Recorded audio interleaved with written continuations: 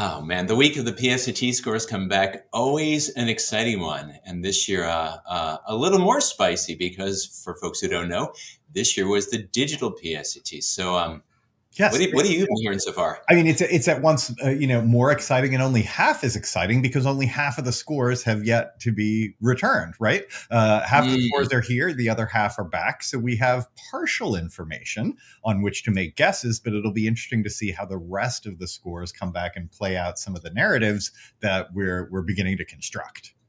Mm-hmm. And what are you hearing so far? I can talk about some of my kids, but anything big picture? Oh, sure. I mean, I think most of the kids I spoke with after the PSAT felt very confident.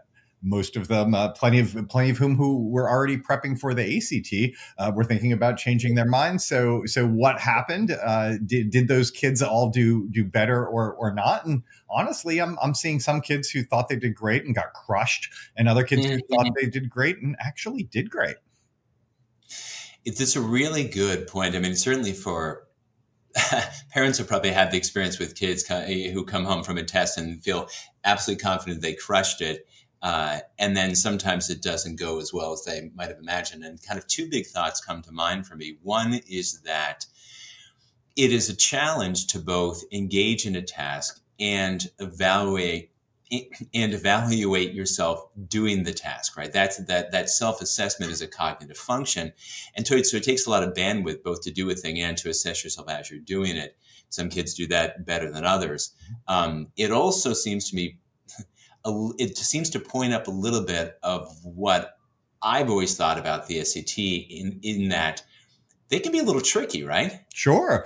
Yeah. The SAT wrong answers are certainly more subtle, right? They're more nuanced. It's easier to think you're doing the wrong thing or think you have the right answer when you don't.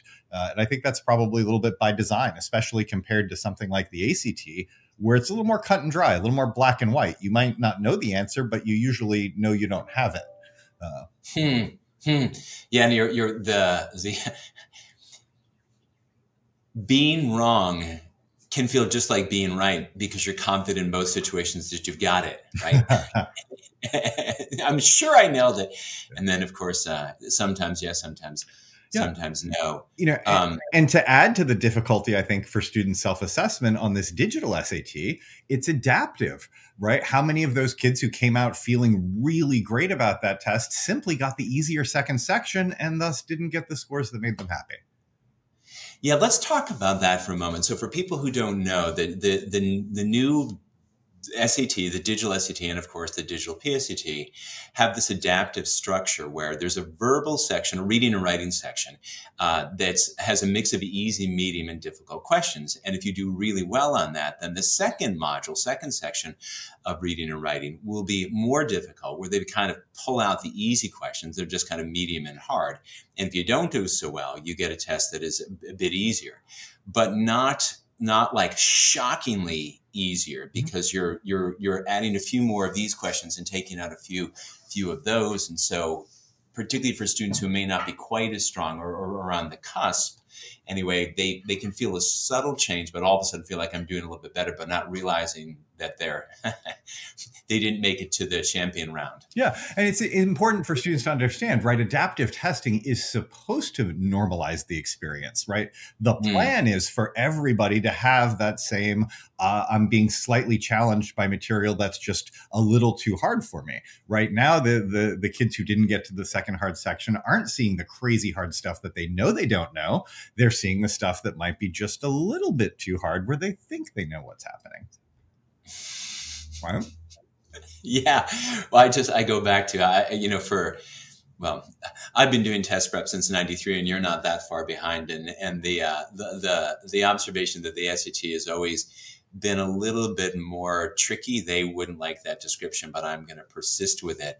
And so I find this test a little tricky, but in ways that are perhaps a little bit more opaque. In even most of all, because for folks who don't know, actually they're experiencing this now, you don't get to look at what you got wrong. And therefore, you also don't get to figure out how you got it wrong. Yeah, and that's disappointing, right? Because the PSAT was always the test that provided the most feedback. It was the test that allowed students, right, to face real test experiences without real consequences and get Mm, every little bit of feedback for them to learn and do better next time. So they still have the real test experience without real consequences, and that's great. mm, But now the digital test is more of a black box. Students can't go back and see the questions as they could in years past. So really, it's a good signal, but we lost all the detail. We lost all the nuance mm, there. So it's a good signal as to what test you should probably think about taking next, or think about which road to start going down. But I mm, would certainly mm. advise, a little more caution than in the past. Yeah, and it's a great point. And one of the things, of course, that the work that you and I do and our colleagues here at PrepMatters or as tutors is helping kids figure out not just what they missed, but Right. why. Yeah. Right. And that's always the really fun stuff, because I think it's easy for people who don't sort of live in this space as much as we do to think that it's all about, well, what was the nature of the question that my kid missed? What was the content that they didn't yet have their brains wrapped around? And of course, we know all the time that students can understand the content, can be really strong academically, and can still miss the questions. I mean, the number of times that I write down in big capital letters across the kid's test, reread, reread. And so all of those unforced errors are really significant. And so for me, for parents who have the temerity, SAT word, I'm not supposed to use these, but here we are, to have the temerity, maybe courage, to have conversations with their kids about what happened, tread lightly, especially if you have a kid who came out of the test feeling that they crushed it, feeling super confident, I nailed it, Mom, I nailed it, Dad. And then instead they kind of got run over by the test. It can be easy if your expectations were also crushed a little bit as your kids was, to ask, well, but what happened? I thought you said it was so easy. If we reflect on it, that can really, it sounds like a question, like what happened, but it really is an accusation with question marks at the end.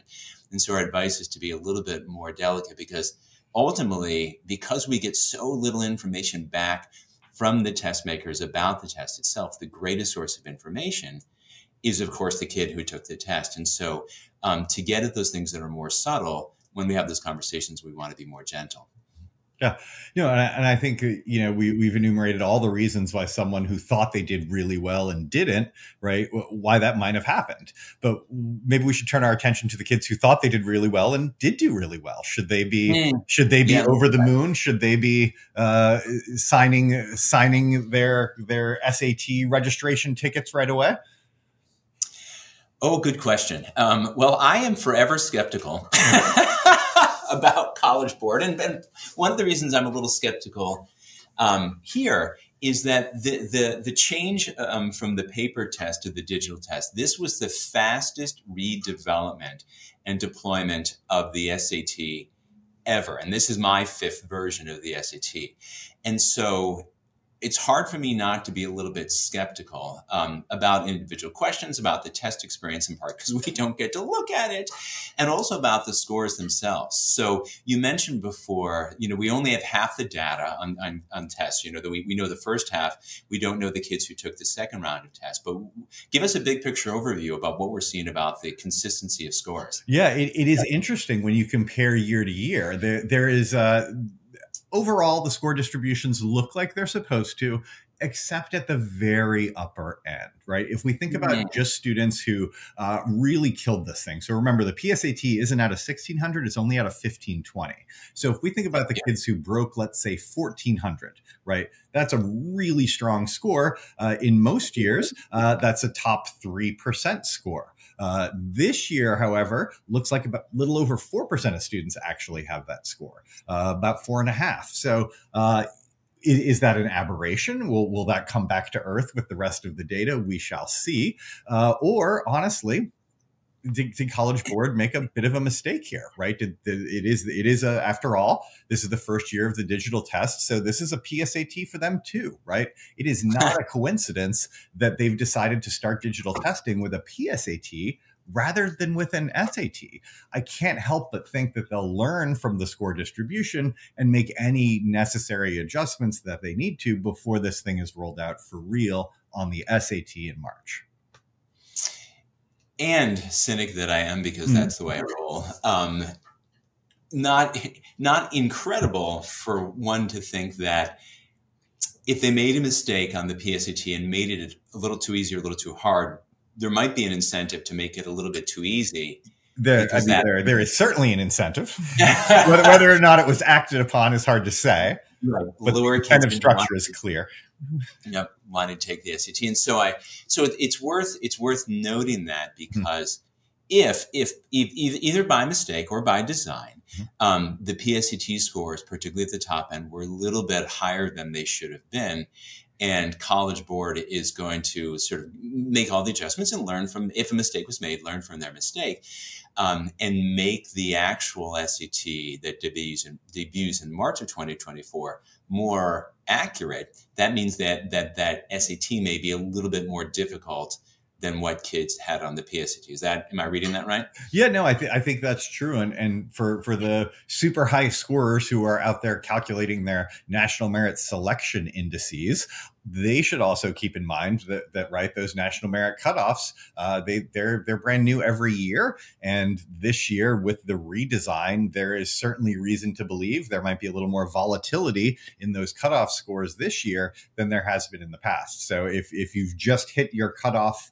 your semifinalist cutoff from last year, I would not feel like that's a slam dunk this year. If you beat it by 3 or 4 points, okay, that's one thing. But if you're just on the edge, it might turn out to be on the wrong edge this year because of that score distribution that we talked about. Don't start yet preparing your acceptance speech. Exactly. Well, and of course, the reason that people take the PSAT is to get more comfortable with standardized tests, and also to explore whether the SAT is a better test for them, or the ACT. And because the PSAT is really designed to and puts kids on kind of an SAT track, and because kids really enjoyed the shorter form of the test, and because they felt so often so confident in ways that sometimes was borne out by really strong scores and sometimes not fully, it's easy to imagine the kids may be leaning away from the SAT leaning away from the ACT towards the SAT this year. I think that you and I, as tutors, and our colleagues over here at Prep Matters, are leaning kids oftentimes, trying to make sure they're giving a fair shake to the ACT. What are some of the things that kids should be thinking about, or parents should be thinking about, to help explore in a more, not just one data point, SAT versus ACT, and what might be reasons to actually stick with the ACT this year rather than the SAT? Oh, well, I mean, there's clearly the devil, right? The ACT has the ACT students will see when they show up for a test this year is basically the ACT students saw 5 years ago and 10 years ago and 20 years ago, right? We know this test. It's very clear what's on the test. There's a plenty of prep materials available for students who want to do a lot of work. And we can't necessarily say that that's true on the current version of the SAT, right? There are a few practice tests that College Board has made available, but not nearly as many as a motivated student might wish to plow through in their preparation efforts. So that's a problem. And again, the feedback issue, right? It's not going to be clear that students will ever get to see the wrong answers on their SAT. So kind of that test to test improvement might be a little more challenging without the kind of feedback that we can get on the ACT. And I should, just for folks who don't understand, that historically ACT and SAT had, of the 7 tests administered a year, test dates, 3 of those tests would be released. So you could maybe take the test a couple times and line up for a test where, hey, it's my first run at it. I'll take the test where I can get back a copy of the test, then see the test questions and get that feedback and build from that, like we were talking about with the PSAT. That test release still exists for ACT, so they're staying on the same path. Though I should ask about this. People are asking, but what about? I heard there's a digital ACT coming along. What's that all about? Yeah, the digital, I suspect there will be a genuine digital ACT in the coming years, but the quote unquote Genuine? digital, yeah, the quote unquote digital ACT we have right now is in name only, right? They've basically taken a paper test and imported it directly onto a computer screen. It's not adaptive. It wasn't designed to be given on a screen. It was designed to be given on paper. So I find it hard to think of the kind of student who would be advantaged by taking the digital ACT in its computer form. And if I can, I'll nerd out on that. We have this in a blog, but there's a really great researcher named Marion Wolf who studies how brains and actually eyes process information on paper versus on a tablet or digital device. And simply put, there are different patterns. When we're on a screen, it's much more of a Z pattern, kind of scanning across the top of a headline, diagonally across a web page to the bottom. And people almost never read everything on a web page because you're usually trying to use a page to get to page to get to page to find an answer. On text, of course, you kind of want to read everything because the answer could be in there any place. And so the digital design of the SAT, among other things, has made radical changes to the content. Simply put, we no longer have passages that are 60, 70, 80 lines of text and then a number of related attached questions. Now each question has its own little block of text. The ACT remains long passages. So doing long passages on paper, great. Doing long passages on a computer, not such a good idea. So for anyone who's contemplating who is registered for the ACT in December, given the option of taking it online, our advice is please don't. I mean, as long as you actually want to do well, don't. Yes. What else? Anything you've heard from kids that surprised them or surprised you? Not so much surprising, but it's just, I would hate to see any student make a decision about the standardized test that's going to hopefully get them into the next 4 years of college simply because one test is an hour shorter than another. Yep. Right. Yep. And I think that's why you and I are both quick to leap to the defense of the ACT here, because we're both somewhat worried that students, overscheduled, busy students will look and see, oh, this test has half as many questions as that one. That sounds like a good deal. I'm going to take the SAT. Well, again, it may be a good deal and it may not. So I think it's worth it for students to do a little more research than simply looking at how long the test is and how many questions it has. An excellent point. And the other thing, of course, is a test is not a litmus test. A test is not a blood test. It gives us data, and the context of that data and information is really important. So, when you and I debrief kids after they've taken a test, even before the scores come back, we ask about, was there, did you get a good night's sleep? Did you have a good week? Was there anything kind of anomalous during the test? Did the proctor do the time right? All these kind of things that are oftentimes easily forgotten. And then the scores come back and they say, oh my goodness, oh my golly, that is a disaster. This didn't work at all. I said, well, did you remember? You told me that kid wouldn't stop tapping his foot the entire time that you were there. And those small distractions will increase people's error rates. So we want to keep that in mind. Again, we're back to that conversation of having kids, the conversation the parents or teachers or tutors are having with kids to try to pull that information out because it's really important. And also, as if a parent, help your kid move forward with preparing for the SAT or the ACT, the context in which they take the test matters a lot. So if you're trying to get them to sit down and take an ACT, please do it with them, not to them. Because if you force them to take a test, 3 hours on a Saturday, when they imagine spending that time some other way, you're probably going to get the scores that reflect the enthusiasm with which they took that test. So again, the context is pretty darn important.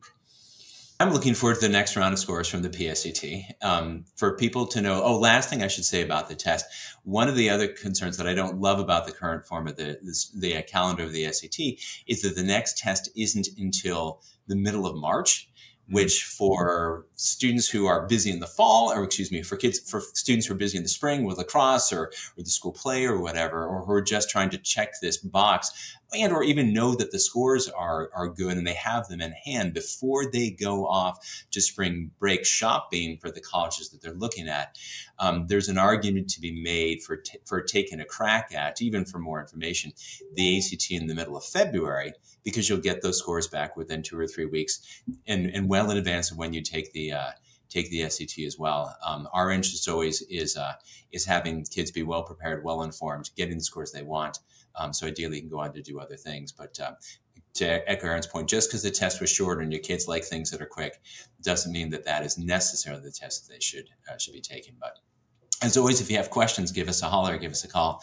As you can tell, we like to nerd out on these tests more than normal people do, and probably most people should, but we can't help ourselves. So at the very least, we'd like to help you.